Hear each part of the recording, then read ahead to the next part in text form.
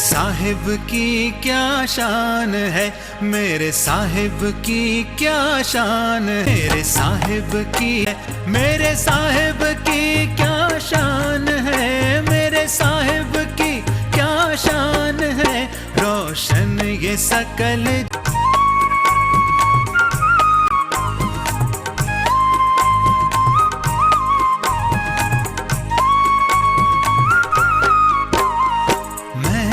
उलझा ही रहा दुनिया के ही जंजाल में, साहिब मेरा, मेरा साहिब मेरा की पहचान है, मेरा धर्म साहिब बंदगी, मेरा साहिब मेरा, हो साहिब मेरा, मेरा साहिब मेरा हो।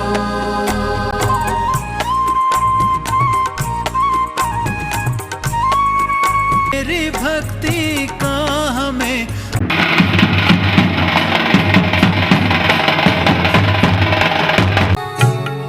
बहारो फूल बरसाओ मेरे आए हैं, मेरे बहारो फूल बरसाए हैं, मेरे गुरुदेव आए, भाव अपनाओ आए हैं।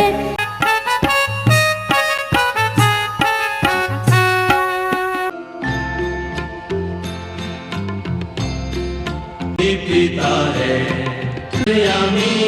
सबका स्वामी, तेरे चली सबका स्वामी, तू अंती सबका स्वामी, तू अंतर्यामी,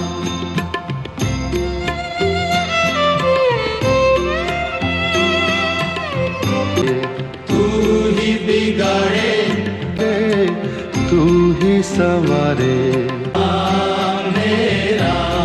तू ही माता, तू ही पिता मेरा, तेरा मेरा, तेरा चारों धाम, तू ही तू अंतर्यामी सबका स्वामी, तेरे चरणों में तू ही जगदाता विश्व विधाता।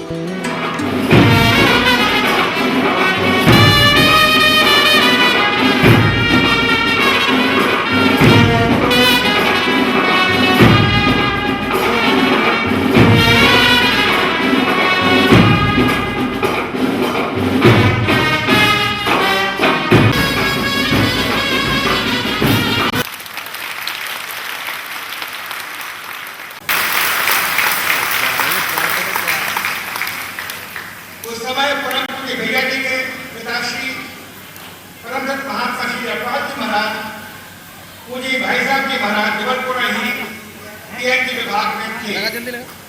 उन्होंने ये सोचा अपने सतपुजा महाराज, आपकी कृपा प्रत्यक्ष और परोक्ष दोनों में चलती आ रही। इस पावन भूमि पर आपका आगमन और ये कार्य हम सभी उस मालिक के ऋणी है कि जो आपने ये अवसर दिया कि आप आए। कहते हैं हमारे एक बुजुर्ग ने कहा था कि यदि परमात्मा अपने असली स्वरूप में आ जाए तो कोई पहचान नहीं सकता।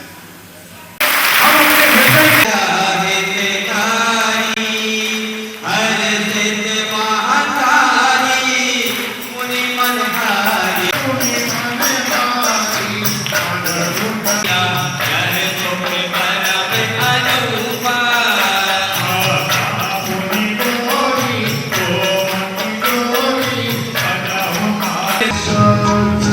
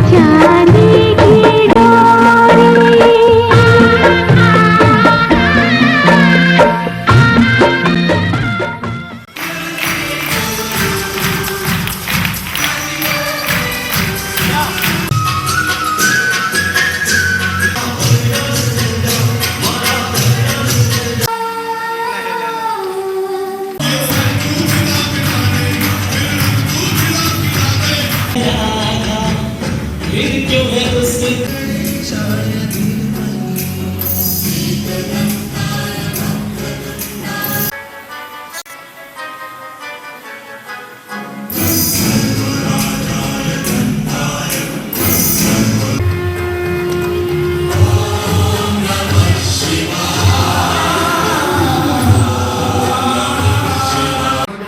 अनुभूति होगी। आपका हृदय मस्तक अनुकंप आनंद से भर गया। जितना मस्तक पर भार था वो हल्का हो गया। तो ये है पूजा का तरीका जो इन संत महात्माओं ने बताया, जो ग्रस्त में हुए साकार पुजारियों के लिए अगर ऐसे तो विशेष लाभ होगा। चित्त की एकाग्रता प्राप्त होगी, सुषुप्ति की अवस्था प्राप्त होगी और सुषुप्ति से सहज समाधि में प्रवेश करेंगे। दूसरे को पाएंगे जो निराकार भगवान के उपासक है, परमात्मा को मुक्ति में नहीं मानते और उस नाम को चुने जो आपकी आत्मा को सबसे प्यारा लगता हो। किसी न किसी नाम से जो याद करते होंगे, हिंदू भाई ओम नाम, मुसलमान भाई अल्लाह, सिख भाई वाहगुरु, क्रिश्चियन भाई क्राइस्ट या गॉड। जो आपकी आत्मा को सबसे प्यारा लगता है उसे चुने। जो नाम आपकी आत्मा को सबसे प्यारा लगे उसे पकड़े, उसे चुने। फिर आसन तो वही है। सुख आसन से बलौती लगाकर बैठे, हृदय की तरफ निगाह रखे। पहला आहार की शुद्धि, दूसरा विहार की शुद्धि, तीसरा अभ्यास, चौथा व्यायाम।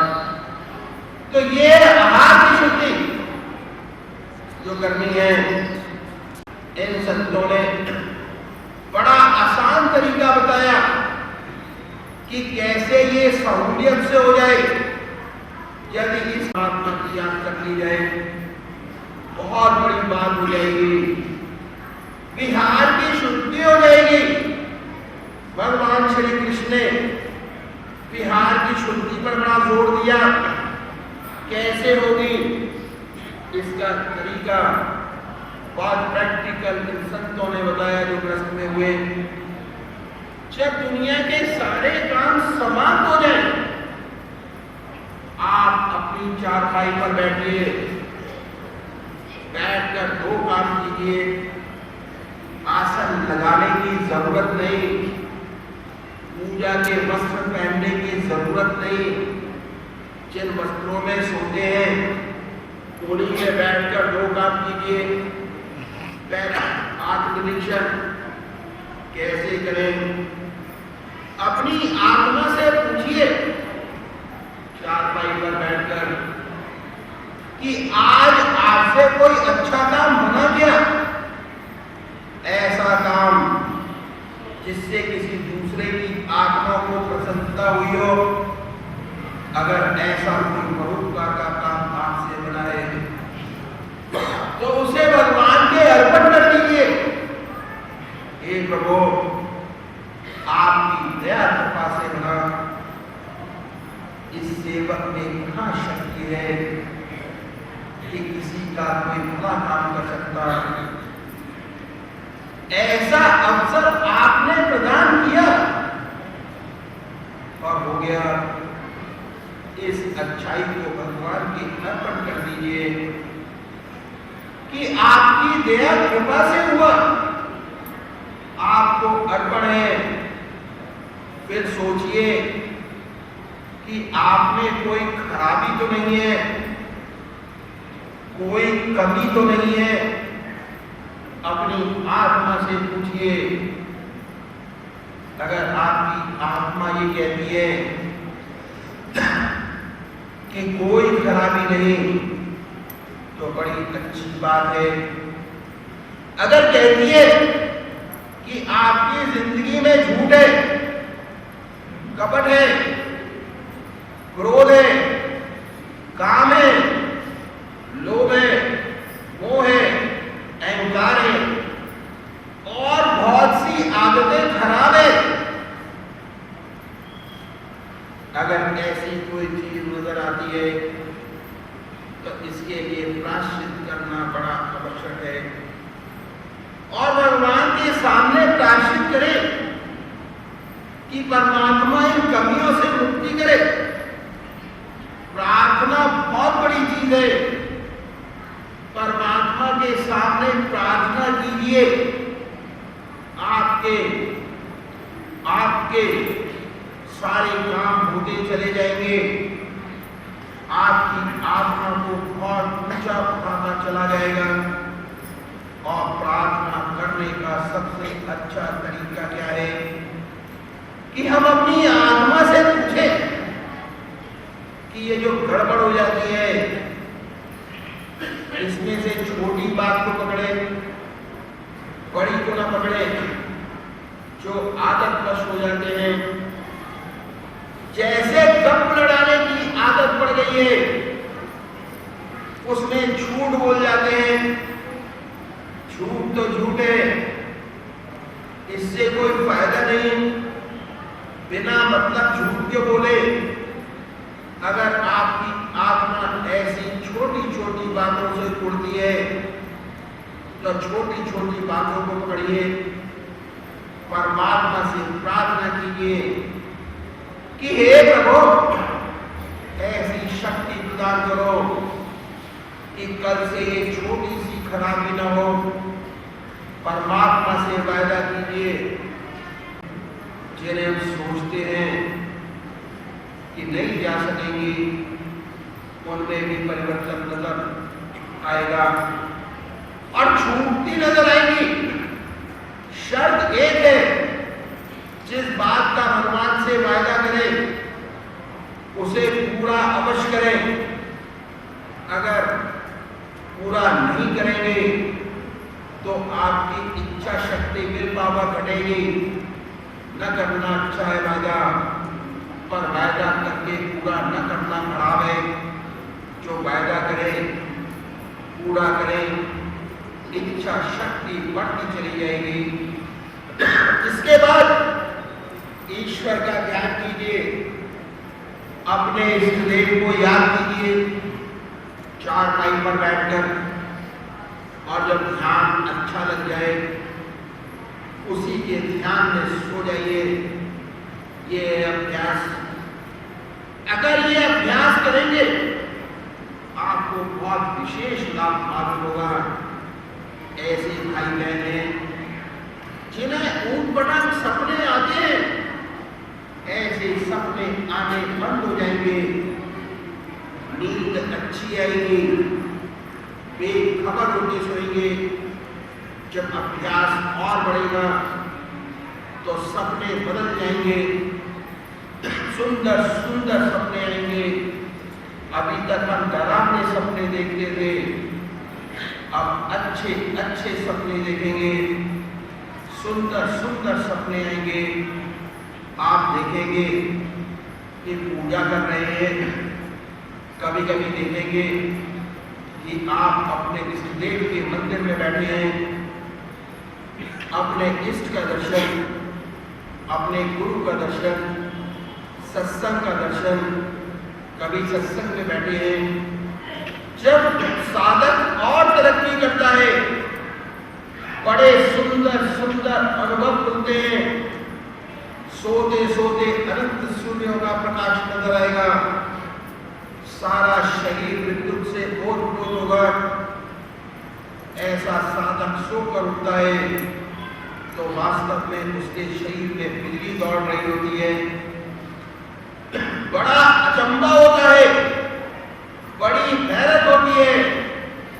ऐसा साधक जिस ध्यान में सोता है, सुबह उसी के ध्यान में उठता है, उसके उसके मुख से परमात्मा का नाम निकलता है, अपने अंदर ध्यान की सुंदर अवस्था पाता है। जिस ध्यान की अवस्था में सोया था उससे अच्छे ध्यान की अवस्था में उठा। जो अच्छे साधक है, जिनके आज्ञा चक्र पर स्पंदन होता है, यदि सोते समय आज्ञा चक्र पर स्पंदन था तो जब उठेंगे स्पंदन और तेज होता मिलेगा। आत्मा ये कहती है, मैं जिस ध्यान में सोया था रात भर उसी ध्यान में पड़ा रहा, तो 6 घंटे सोने के पूजा में बदल जाते हैं। बात क्या है कि मन का एक विशेष गुण है, मन जिन विचारों में डूब कर सोता है, रात भर उन्हीं विचारों में पड़ा रहता है। हम गृहस्थी लोग हैं, कभी गृहस्थ के अंदर कोई मुसीबत आ पड़ी तो सोने से पहले उस मुसीबत की चिंता होती है, उसी मुसीबत में सो जाते हैं, स्वप्न उसी मुसीबत का देखते हैं, सुबह उठते हैं, चिंता और गहरी होती है। एक बच्चा है, माँ का दूध पीते पीते सो जाता है, रात भर चप चप करता रहता है, मानसिक रूप से दूध पीता होता है। ये मन का एक विशेष गुण है।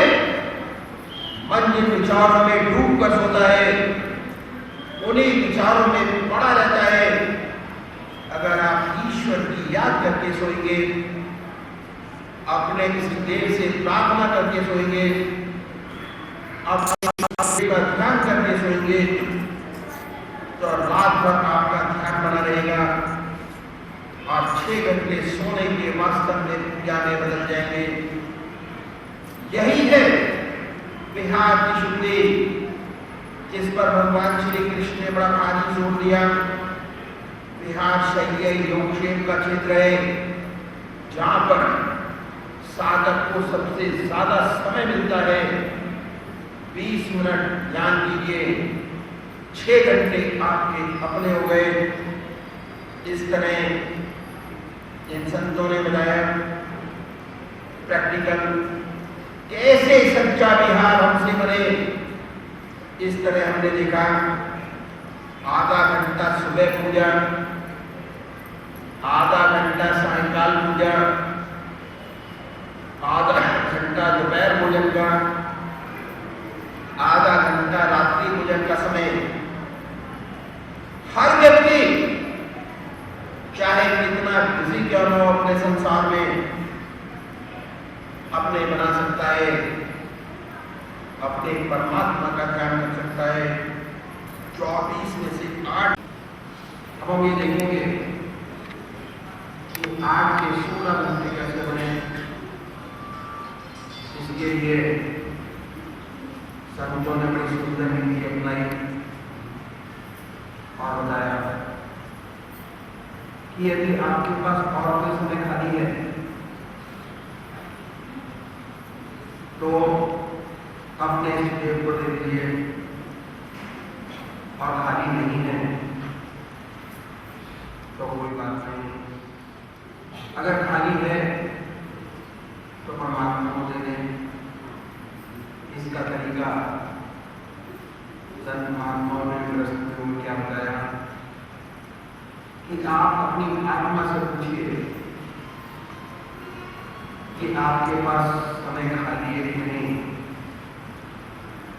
आपकी आत्मा स्वयं निर्णय करेगी कि आपके पास ये समय खाली है। एक बुझी ये दूसरी जलाई। यदि पूछे इसका स्वाद क्या है तो कहेंगे कि भाई स्वाद ना पूछें, ये तो कड़वा कड़वा हुआ है, पर आदत पड़ गई है, बड़ी मजबूरी है। ऐसे ही शराब पीने की आदत पड़ जाती है।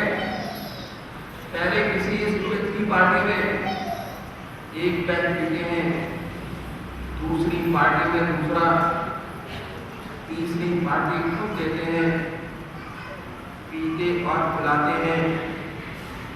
धीरे धीरे प्रतिदिन पीते हैं, फिर बिना पिए सो नहीं सकते। आदत और बढ़ती है, जीवन के लाले पड़ते हैं, पर आदतवश छू नहीं पाते। हालांकि स्वाद इसका कितना खराब है। तो एक काम को बार बार करने से आदत बन जाती है। ऐसे ही अगर हम अपने जीवन में सुंदर सुंदर आदतें बनाएं तो इतनी प्यारी आदत बन जाएगी कि जब वर्ष हाथ में आएगा फौरन परमात्मा की याद आएगी, व्रत नहीं करना पड़ेगा, ऑटोमेटिक होगा। जैसे ही ब्रश हाथ में आएगा, अभ्यास करने से कुछ टाइम बाद ये काम ऑटोमेटिक होगा। परमात्मा की याद में गहरे डूबे होंगे। उल्ला किया, प्रश्न रखा। इसीलिए भगवान श्री कृष्ण ने अभ्यास पर बड़ा भारी जोर दिया है। भक्ति कैसे बने, इसके लिए हमें विचार करना होगा कि हमारे देश में कौन कौन से व्यवसाय हैं। व्यवसाय की दृष्टि से हम अपने देश की जनता को 5 भागों में बांट सकते हैं। पहला भाग किसानों का। हमारे देश में किसान लोग ज्यादा है, 70% जनता किसान है जो किसानी का काम करते हैं। दूसरा तबका व्यापारियों का जो व्यापार करते हैं। तीसरा तबका बुद्धिजीवी वर्ग, professors, doctor, research scholar, office में काम करने वाले लोग, ये तीसरा बड़ा तबका है। चौथा तबका स्किल्ड वर्कर्स, कारखानों में काम करने वाले लोग। पांचवा तबका देवियों का है। और हमारे देश में बहुत कम प्रतिशत देवियों की ऐसी है जो सर्विस में है। ऐसी अधिकतर देवियां, उन पर घर का भार है, वो घर का काम चलाती हैं। व्यवहार की दृष्टि से हम अपने देश की जनता को 5 भागों में बांट सकते हैं। अब हम एक जैसे आज आपकी जिंदगी है वैसे ही चलेगी। जोर इस बात पर है कि अपनी जिंदगी का कोई भी समय खाली बर्बाद नहीं करना है। अगर आप दुनिया का काम करते हैं तो कोई अर्थ नहीं। एक इंडस्ट्रियलिस्ट है, वह बड़े बड़े कारखाने खोलता है, देश की समृद्धि बढ़ेगी, रोजगार बढ़ेगा, कल्याण का काम है। अगर उसकी सिवा सिर्फ निकाह कमाने पर है तो खराबी है, बंधन है। कर्म जिस भावना से किया जाता है उसके बड़े मायने हैं। अगर उद्देश्य यही है कि पैसा बने, तब बंधन का कारण है, वह कर्म दूषित हो जाता है। अगर इसके पीछे यह सुंदर भावना है कि परमात्मा ने मुझे ऐसी स्थिति में रखा, मेरे पास संपत्ति है, धन है, घर में एक भोजन बनाना और भोजन कराना, दूसरा अपने बच्चों की देखभाल करना। पहले इस जमाने में जो हमारी माताएं थी जब भोजन बनाती थी ईश्वर की याद में बनाती थी और उन्होंने ये नियम निश्चित किए हुए थे, अगर नमक डालेंगे तो ये मंत्र बोलेंगे, जब पानी डालेंगे तो ये मंत्र बोलेंगे, जब पानी डाल दी तो कहती सीताराम की रसोई, सीताराम यज्ञ हुए। ये जो बना रहे हैं यज्ञ के लिए बना रहे हैं, भगवान को नैवेद्य चढ़ाएंगे, सब लोग भगवान का प्रसाद पाएंगे। ऐसी सुंदर धारणा से भोजन बनाते हुए ये भगवान के लिए बना रहे हैं। पहले भगवान को नैवेद्य चढ़ाएंगे, अर्पण करेंगे, तब सब लोग भगवान का प्रसाद पाएंगे। परमात्मा की गहरी जोर अभ्यास कर दिया। अभ्यास, आहार की शुद्धि, विहार की शुद्धि, अभ्यास और व्यायाम। इन संतों ने जो ग्रस्त में हुए और अपने जीवन काल में जीवन मुक्त अवस्था प्राप्त की, उन्हें हमें बताया कि अभ्यास कैसे करें, और ये मैंने आपके सामने खोल कर रखा। हम साधारण जीवन में साधारण काम करते हुए इतना सुंदर अभ्यास कर सकते हैं। 16 घंटे आसानी से अपने बना सकते हैं। जब 16 घंटे बन गए तो काम बन गया या उलटधार हुए। हमारे शास्त्रों में लिखा है कि जब तक उलटधार नहीं होती परमात्मा नहीं मिलता। उलटधार, ये 16 घंटे ईश्वर की याद के उलटधार है। कैसे उलटधार है? जो आधा घंटा सुबह, आधा घंटा सायकाल पूजा करता है, उसके मन की क्या दशा है? 24 में से 1 घंटा मन की करंट का प्रभाव परमात्मा की ओर, 23 घंटे दुनिया की ओर। साधन की दूसरी सीढ़ी पर आया और उसने भोजन ईश्वर की याद में करना शुरू किया। दोपहर का और रात्रि का 1 घंटा और बढ़ गया। अब क्या हो गया? 2 घंटे मन की करंट का प्रभाव परमात्मा की ओर, 22 घंटे दुनिया की ओर। तीसरा अभ्यास किया और उसे सफलता मिल गई। सोने के समय 6 घंटे पूजा में बदल गए, निद्रा योग निद्रा में बदल गई। अब उसके 8 घंटे अपने हो गए। अब उसके मन की क्या दशा है? मन की दशा 1/3, मन की करंट का प्रभाव परमात्मा की ओर, 2/3 दुनिया की ओर। अभ्यास की दूसरी सीढ़ी पर आया और 16 घंटे उसने अपने बना लिए। मन की क्या दशा हो गई? 2/3 मन की करंट का प्रभाव परमात्मा की ओर, 1/3 दुनिया की ओर। अब परमात्मा की अधिक याद रहती है, इसकी आदत हो जाती है। जब ऐसा अभ्यास हो गया, ऐसी आदत हो गई, जहाँ खाली वक्त मिला ईश्वर की याद, जहाँ खाली वक्त मिला ईश्वर की याद। जैसे एक जहाज समुद्र में जा रहा है, उस पर पक्षी है, उड़ान मारता है, लौट कर जहाज पर लौटता है। यही दशा बिल्कुल मन की हो जाती है।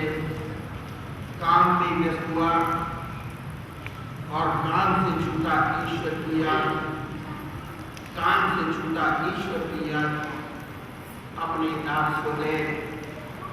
क्योंकि मन की करंट का भाव 2/3 परमात्मा की ओर है। उसकी आदत अंतर्मुखी हो गई है। 1/3 में बहिर्मुखी। साधारणतः अब तक क्या था? बहिर्मुखी था मन का भाव, तो ऑटोमेटिक दुनिया के विचार आते रहते थे। जब सोचो तब दुनिया, जब मन पर निगाह डालो तो दुनिया, और दुनियावी विचारों से मन भरा है। क्योंकि मन का भाव दुनिया की ओर है, तो दुनिया की सोचेंगे। अब उलटदार हो गया मन का भाव। 2/3 करंट का भाव ईश्वर की ओर, 1/3 दुनिया की ओर। जैसे आज दुनिया के विचार ऑटोमेटिक आते रहते हैं। जब देखो तो दुनिया, जब सोचो दुनिया, बगैर सोचे मन भरा रहता है दुनिया के विचारों से। अब लौट लौट कर परमात्मा का चिंतन होगा और इसी का नाम उलटदार है। और यही तरीका उलटदार करने का है। जब उलटदार हो जाती है, काम बन गया, 99% आपको सफलता प्राप्त हो गई, बाकी 10% रह जाता है। वो भी बहुत आसान है, मुश्किल नहीं। परमात्मा हुए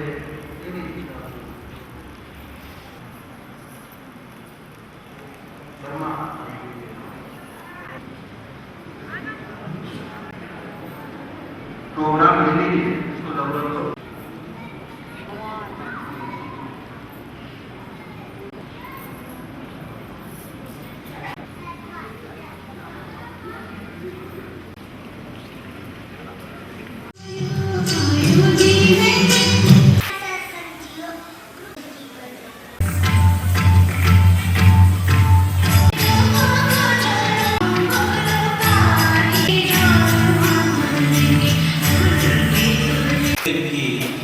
उनको हार्दिक बधाइयाँ हम बच्चों की ओर से।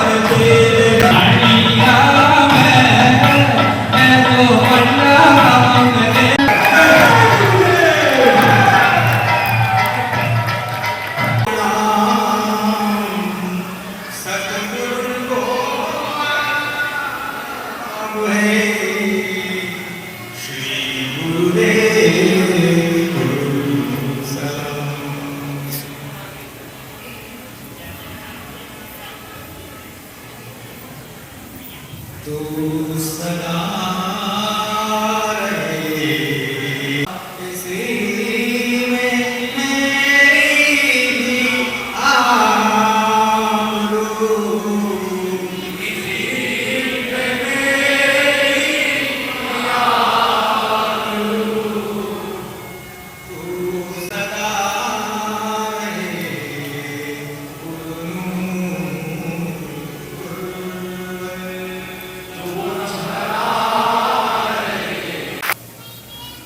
हमारे संस्कृति भाई बहन और बच्चों के द्वारा आज 16 के 24 घंटे अपने बनाए। अगर नीचे से छलांग लगाएंगे, अगर एक एक स्टेप पूरा नहीं करेंगे तो कुछ नहीं हो पाएगा। न 24 घंटे का हो पाएगा। जिनके 16 घंटे अपने बन गए हैं उनके लिए साधन है। साधन क्या है कि जब बुद्धि का ज्ञान सामने आए उसे अपने इष्ट देव के अर्पण कर दीजिए और मन में धारणा बनाइए कि प्रभु आप कीजिए, मैं नहीं कर सकता था, मैं नहीं कर पाऊंगा। उसके बाद पूरी लगन से उसमें लग जाइए और ऐसा समझिए कि वो करा रहा है, मैं तो उसके हाथ का केवल एक यंत्र हूं, वह कराता है। ऐसी धारणा बनाकर उस काम को कीजिए। जब काम समाप्त हो जाए तो उसे भगवान के अर्पण कर दीजिए कि हे प्रभु आपने किया, मैंने नहीं किया। ये अभ्यास करते जाइए। साल 2 साल जब ये अभ्यास करेंगे तो आपको बहुत सुंदर अनुभूति होनी शुरू होगी। 2 तरीके के अनुभव होंगे। पहला अनुभव तो ये होगा कि कमाल है, बुद्धि का काम भी करता हूँ और ऐसा मालूम होता है कि भगवान की याद की तरंगे दिमाग और दिल के बीच में बह रही हैं।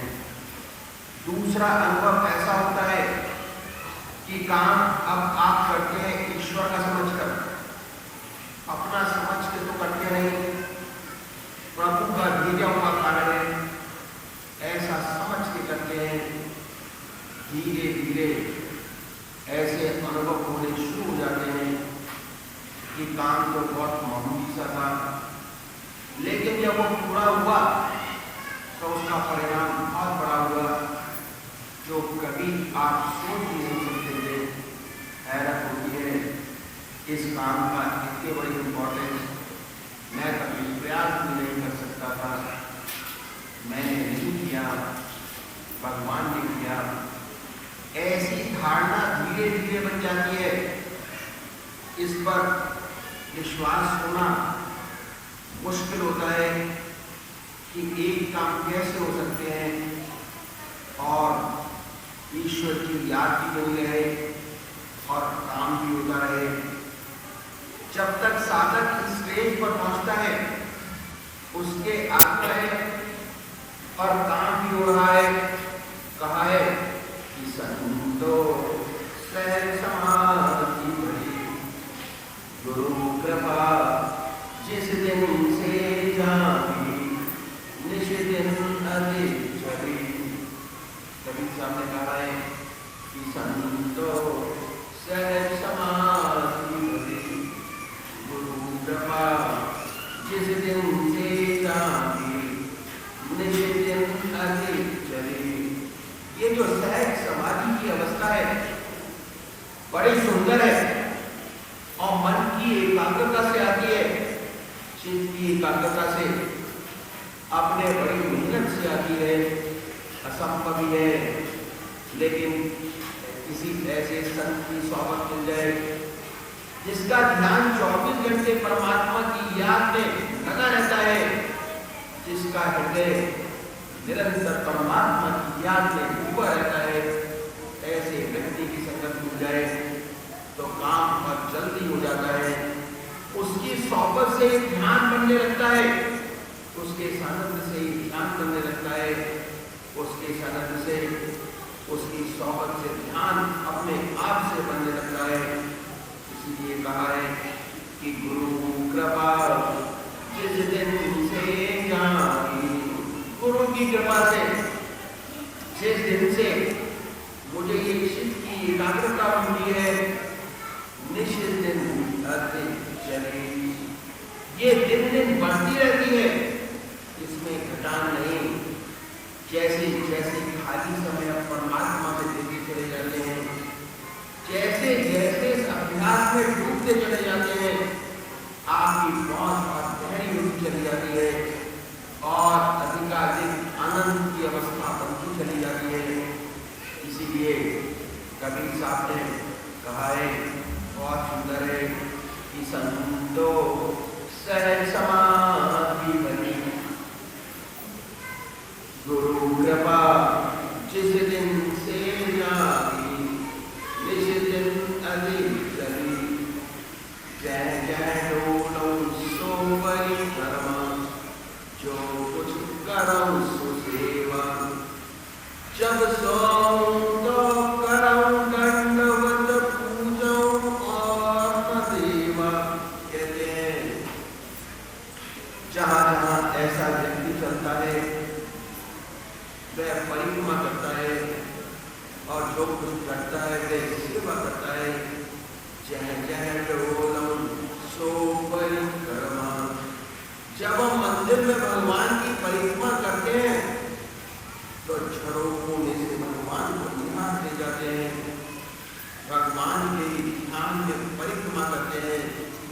जब ये साधक चलता है तो प्रभु की गहरी याद में डूब कर चलता है, चल नहीं रहा, परमात्मा की सच्ची परिक्रमा कर रहा है।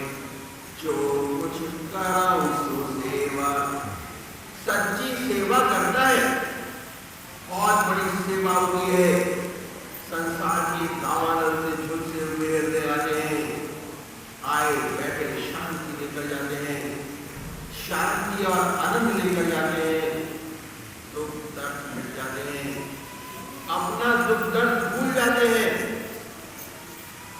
आत्मिक आनंद सुख शांति लेकर जाते हैं। कैसे सच्ची सेवा होती है, दूसरी आत्मा खुलती है, सच्ची सेवा होती है। कहा है कि जह जह डोलम सो परिक्रमा, जो कुछ करम सो सेवा, जब सो तो करम दंडवत पूजो और न देवा। ऐसा व्यक्ति जब सोता है तो भगवान की गहरी याद में डूब कर सोता है। जब हम मंदिर में जाते हैं और भगवान को दंडवत प्रणाम करते हैं, उस समय हर व्यक्ति का हृदय परमात्मा में लगा रहता है। उस क्षण दूसरे विचार नहीं आते, बड़ी श्रद्धा से भगवान को दंडवत प्रणाम करते होते हैं। उस क्षण हृदय भगवान में लगा रहता है। इस साधक का हृदय जब सोता है तो परमात्मा की गहरी याद में डूब कर सोता है। वह सो नहीं रहा, परमात्मा को दंडवत प्रणाम कर रहा है। जब सोऊं तो करऊं दंडवत पूजऊं और न देवा। और ये किसका पुजारी, जैसे शुरू में मैंने आपको बताया, जो साकार पुजारी हैं उन्हें एक निश्चित करना बहुत आवश्यक है, तभी जिसकी एकाग्रता प्राप्त होगी, नहीं तो नहीं हो पाएगा। और निराकार पुजारियों के लिए एक नाम आगे कहते हैं कि होती है, उसमें भगवान की लीला का ही वर्णन होता है। परमात्मा के गुणा अनुवादों में भी सामने कहा है, इतना सुंदर है कि कहो सो नाम सुनम सो सिमरन, खाऊं पीऊं सो पूजा, ग्रह गुजार एक समलेखो, भाव मिटाऊं पूजा। ऐसा व्यक्ति अपने आत्मा के आनंद को चूसता रहता है। उसे ऊपर के गद्य पर सुनाए या नीचे सुनाए कोई फर्क नहीं पड़ता, कोई अंतर नहीं। चाहे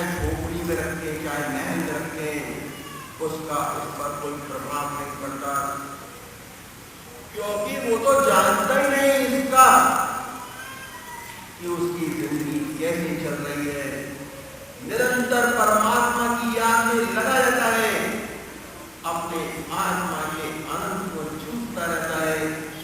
इस सेवक के गुरुदेव कहा करते थे कि जब अवसर मिलता है, अगर कोई उनकी बुराई करता है, उनका बुरा चाहता है, परमात्मा जब मौका देता है तब उसकी भी सेवा करते हैं और उसके जीवन को बदल डालते हैं। उठक बैठक कबहु न छूटक ऐसी ताली लागी। निरंतर इस प्रभु का चिंतन है, हृदय निरंतर उस प्रभु के चरणों से जुड़कर रह गया है कि अलग ये नहीं अलग होता। जब ये दशा हो जाती है, 24 घंटे निरंतर परमात्मा की याद बन जाती है, ऐसी ताली लग जाती है, ऐसी दशा प्राप्त हो जाती है। अब परमात्मा अपने भक्त का हाथ पकड़ लेता है, योगक्षेम परमात्मा कराता है। अपने बस की बात नहीं, वे ऐसी परिस्थिति बनाता है कि उसके भक्त का ध्यान निरंतर प्रभु चरणों में लगा रहे। कहे कबीर ये उन्मूल सो प्रगट कर गाई, दुख सुख से कोई परे परम पत्ता पत रहा समय। कह कबीर ये उन्मूल सो प्रगट कर गाई, दुख सुख से कोई परे परम पद नहीं बन रहा समय। ये संतों की मुक्त रहनी चाहिए, उनका जीवन ऐसे ही चलता है और इसी दुनिया में रहते हैं सर्वसाधारण मनुष्यों की तरह। कोई ज्यादा विशेष बात नजर नहीं आई, इसी संसार में रहते हैं, लेकिन किस तरीके के काम करते हैं, उनकी रहनी सहनी इस किस्म की होती है। दुख सुख से कोई परे परम पद नहीं बन रहा समय। सुख आया भगवान की अर्पण, परमात्मा का कोटि कोटि धन्यवाद। हे प्रभु, आप मालिक हैं, जैसे चाहे वैसा रखा, आप कर दिया है, आपको अर्पण है। सुख में ऐसी बात नहीं कि भूला ना समाया, परमात्मा को और अधिक झुकता है, ईश्वर के चरणों में और गहरा झुकता है। ये प्रभु तेरी बड़ी निराली शान है, जैसा चाहे वैसा रखे। और दुख आया तो परमात्मा के चरणों को और कस के पकड़ता है। कोई ना कोई कमी जरूर रह गई, कोई दोष इसकी भक्ति में पैदा हो गया, भगवान शायद चिता रहे हैं। ईश्वर के चरणों को और गहरा कस के पकड़ता है और अधिक ज्ञान दुख में और सुंदर ध्यान बनता है। और बहुत से समय ऐसी अवस्था में बड़ी बड़ी मंजिलें तय करता है, तो उसका दुख भी आनंद में बदल जाएगा, क्योंकि परमात्मा को और कस के पकड़ता है। उसके बाद अनुभव होता है कि इस दुख से क्या गुल खिला, इसका क्या लाभ हुआ, इसका क्या फायदा हुआ। ऐसे व्यक्ति का दुख और सुख एक सा हो जाता है। सुख में भूलता नहीं, दुख में ईश्वर के चरणों को और कस के पकड़ता है। इसकी जो आत्मयी अवस्था है, न दुख से विचलित होती है, न सुख से विचलित होती है। उसके जीवन का एक ये बनकर रह गया है, वो ये है कि तू रहे और तेरी रजा रहे, न मैं रहूं न मेरी आरज़ू रहे।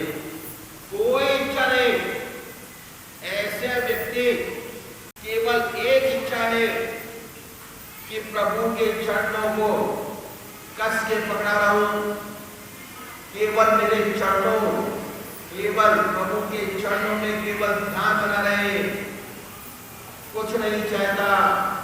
मुक्ति नहीं चाहिए, स्वर्ग नहीं चाहिए, नर्क नहीं चाहिए, दुनिया नहीं चाहिए, योगक्षेम नहीं चाहिए, कुछ नहीं चाहिए, एक चीज चाहता है बस, प्रभु आपके चरणों में इसका निरंतर ध्यान बना रहे। कुछ नहीं, इच्छाओं से जेब खाली, कोई इच्छा न रह जाए। सुख दुख में ऐसी सुंदर अवस्था बनती है, यह विश्वास हो जाता है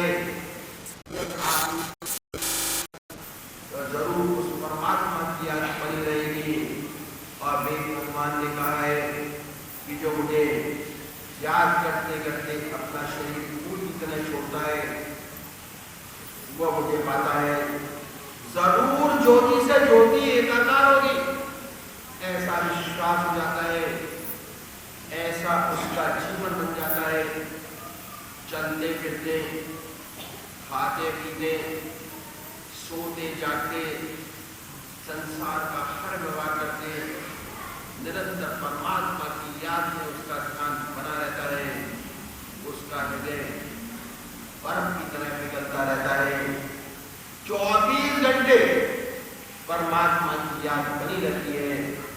इस तरह हमने देखा, कोई भी यदि व्रत करे तो व्यस्त आश्रम में रहते हुए, चाहे कितना व्यस्त जीवन क्यों ना हो, अपने बना सकता है ईश्वर में दिन के 24 घंटे इस प्रभु का चिंतन। और दुनिया के काम जैसे आ गए, इससे अच्छे तरीका आसान लगता है, लेकिन बिना किसी सहारे के मंदिर पर पहुंचना कठिन है। अध्यात्म में इस सहारे को सत्य कहा जाता है। परमात्मा तुम्हें तेरी इच्छा सुनो।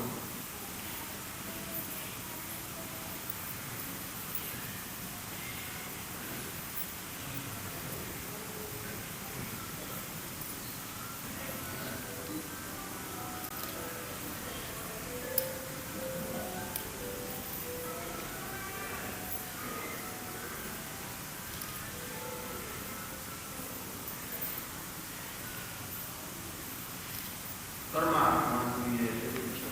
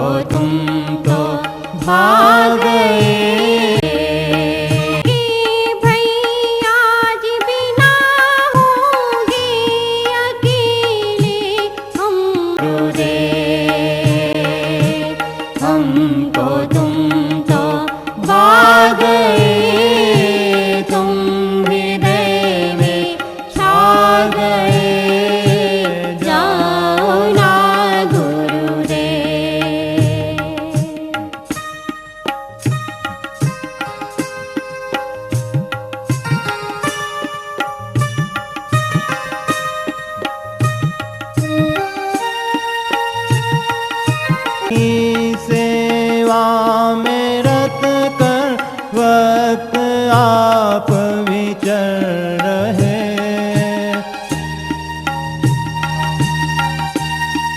दर्शन पाके अब कल्याण जग का कर रहे। कृपा की कर मृदु नजर, वक्त के सिर हाथ धर जाओ ना गुरुदेव।